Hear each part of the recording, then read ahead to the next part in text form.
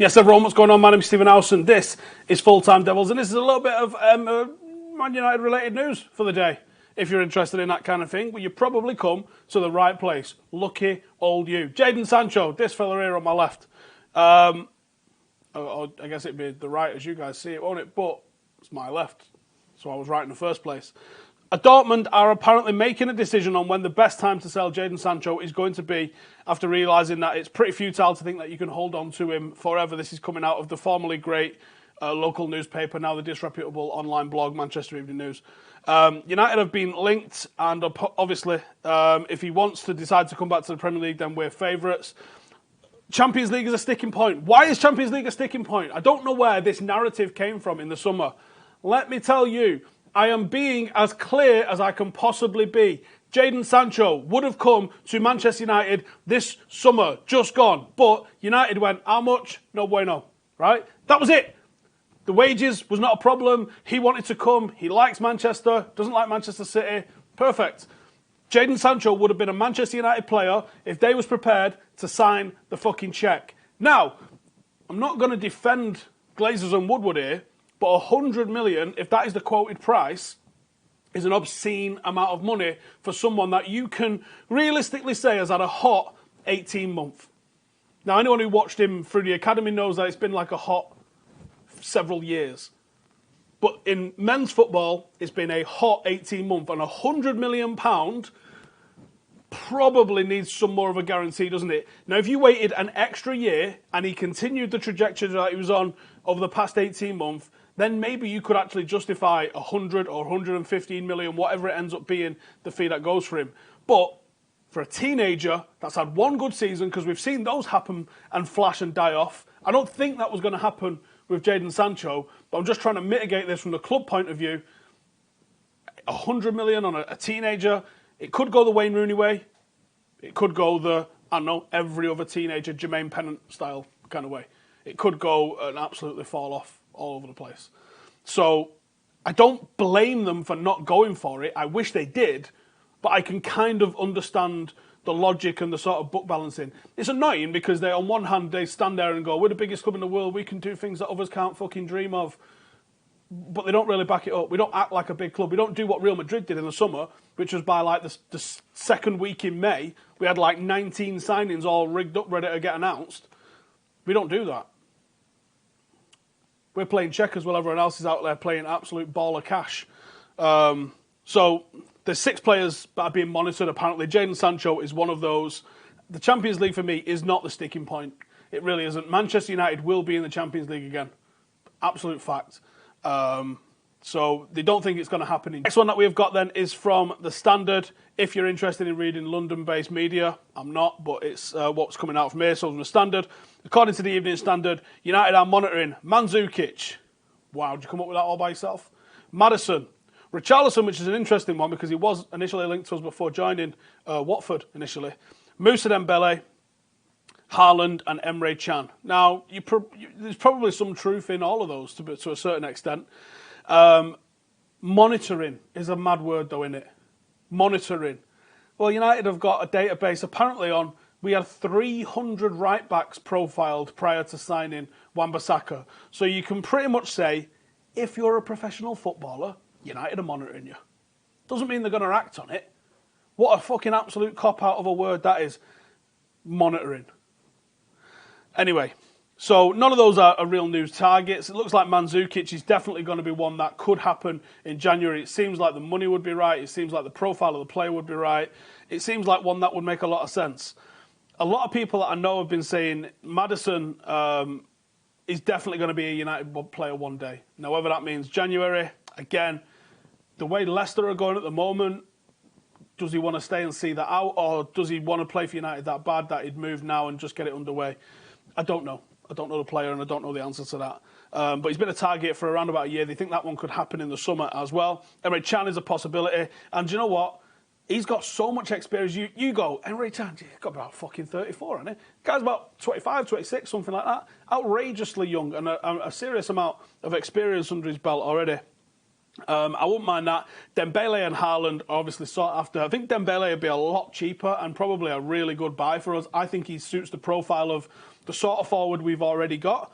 Haaland is clearly the hottest prospect behind Sancho, really, in world football at the moment. Is it like 20-odd goals in like 17, 18 games this season? The fucker's an absolute goal machine, isn't he? People like to talk up, oh, his dad played for City and his dad played for Leeds and his dad hates Roy Keane. Well, fucking Roy Keane hates everything, so I don't think that's going to make a massive one. I think the relationship that he's got with Solskjaer could be one that pushes him over the line. He might need to rethink his whole thing about one day wanting his dream to be Leeds United winning the Premier League. So I might have to talk him around that one. But Solskjaer himself as a Liverpool fan growing up, which he definitely doesn't talk about now. So people can be corrected on their paths. Richarlison. Set off in the Premier League like an absolute house on fire. Looked great initially at Everton. Got a little bit off the boil, but so have Everton. And I think people forget this sometimes. A player can look good in a good team. Easily. Especially in a great team. I mean, City had Delph looking good as a left-back. When the team starts to crumble a little bit, everybody looks shit. Everybody looks shit. So I don't know if Richarlison is a genuinely decent player who's just caught in a bad team, or if his true level has maybe been found out, but he's not really on it. For me, I don't really see why you would go for Richarlison. Out of all the sort of talent that we need at the moment, I think you can make a case for Chan, not a problem. We definitely need reinforcements in midfield. Mandzukic, not a problem. Maddison, definitely. I can see Maddison being a United player. The issue that we've got at number 10 at the moment would literally be solved by just putting James Maddison in. Dembele, yeah, I could see that. He's very similar, I think. He's almost like a hybrid of Rashford and Martial for me. He's got the pace of Rashford and probably the finishing of Martial. I actually don't know enough about what his work rate off the ball is. Maybe that needs watching a little bit more. But yeah, I can make a case for pretty much all of those, but not Richarlison. That doesn't make a lot of sense to me, which is probably why he's probably on the list, because it's probably going to happen.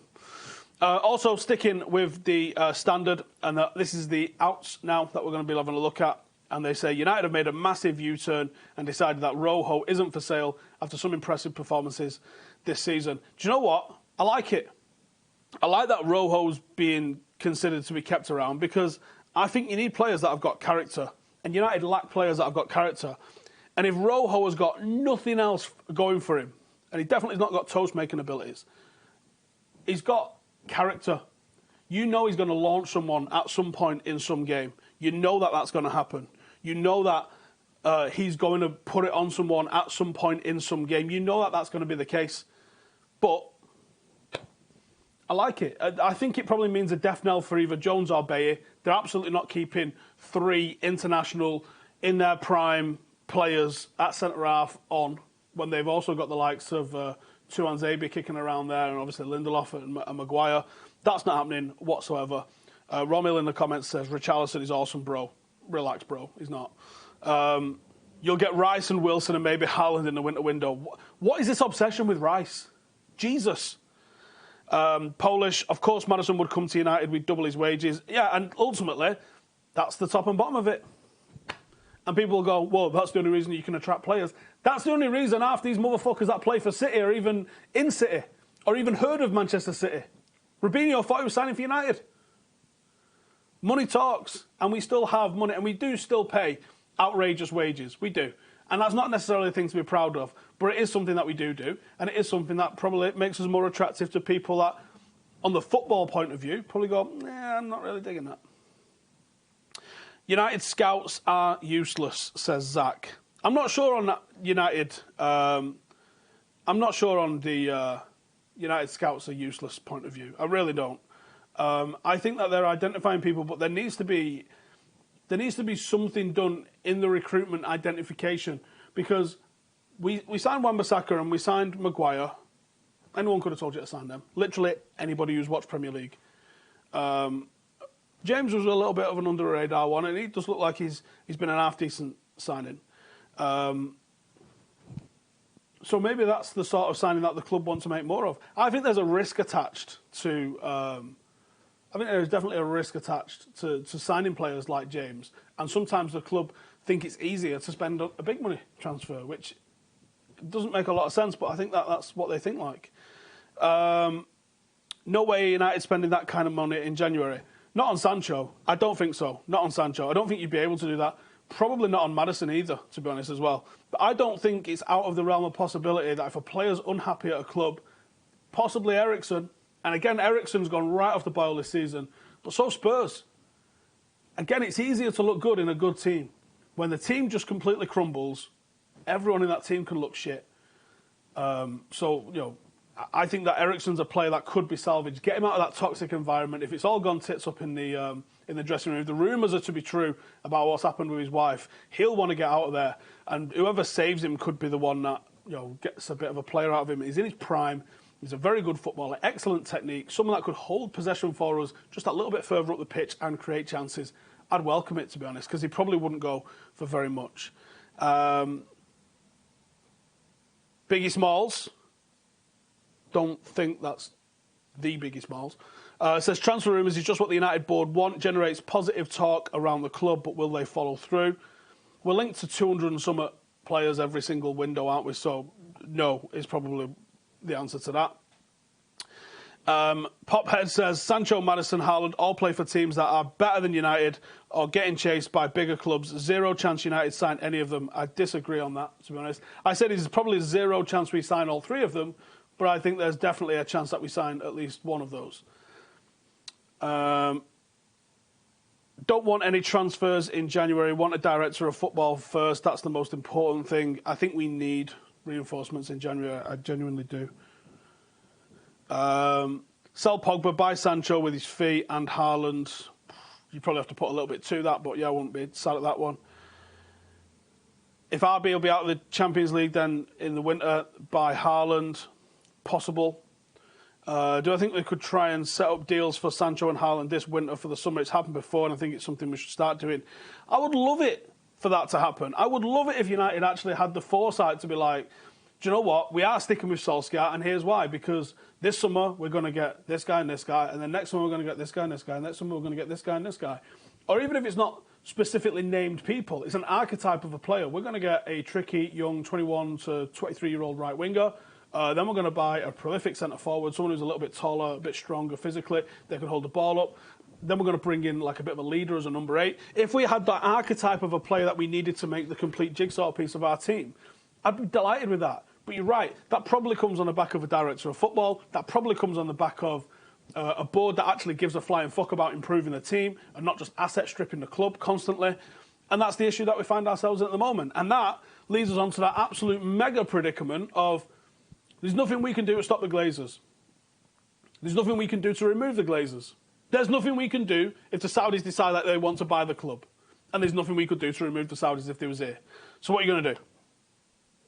Hopefully enjoy fucking 25 titles and another 10 Champions Leagues. That'd be happy days, wouldn't it? It doesn't sit right with me being owned by a team, that a country, and the sports washing and all that kind of shit. It does not sit right with me. But there's nothing I can do to stop it. 2 players in the winter, 3 in the summer, I'd be happy, says Connor. Yeah, and then you start to see potentially somewhere in the region of 6 to 8 players that Ollie has chosen. Add that with some of the players that are undoubted first-team players around them already, and you might have a chance. Ben Foster has more shots on goal than Jesse Lingard this season. It's an irrelevant stat. So fucking what? Jesse Lingard in 22 minutes created more chances than Andreas Pereira. That's more fucking relevant for us as a football team.